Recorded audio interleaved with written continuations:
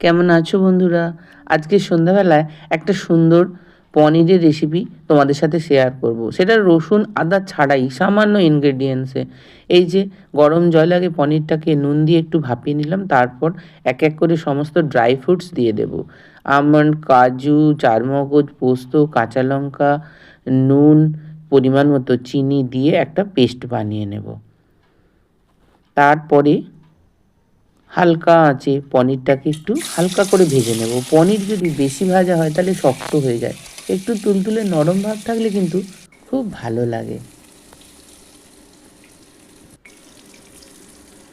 এই দেখুন, পনিরটা খুব সুন্দর করে হালকা আঁচে ভাজা হয়ে গেল। ব্যাস, ওই তেলেই একটু গোটা গরম মশলা আর তেজপাতা, আমি কিন্তু জিরেও দিলাম না, দিয়ে বাটা মশলাটা দিয়ে ভালো করে কষিয়ে নিতে হবে।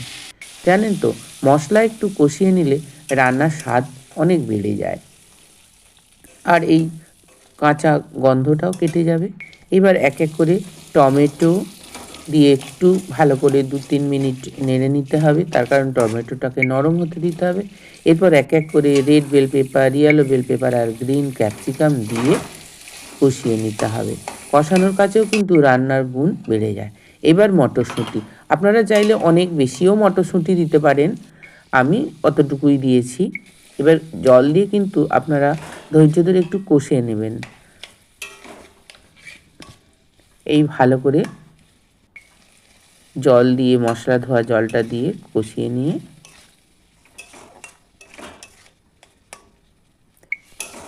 মিনিট 5 ফুটিয়ে নেবেন, কারণ তাহলে সবজিগুলো একটু সিদ্ধ হয়ে যাবে।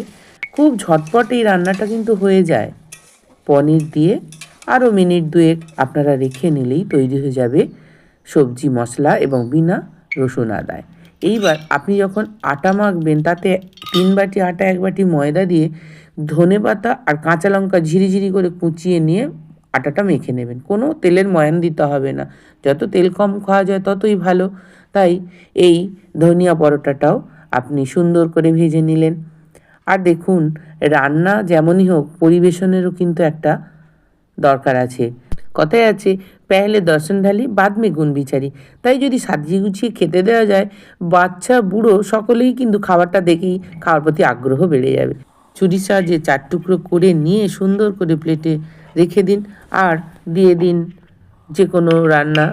আমার মাশরুম ছিল, মাশরুম দিয়েছি, আর এই যে মশলা পনির, অবশ্যই আপনারা একদিন করে খাবেন। তার কারণ বিনা রসুন পেঁয়াজেও যে এত সুন্দর পনির হয়, সেটা আপনারা যদি না রান্না করেন কি করে জানবেন? তাই যদি ভালো লাগে ভিডিওটা লাইক শেয়ার করবেন। ধন্যবাদ।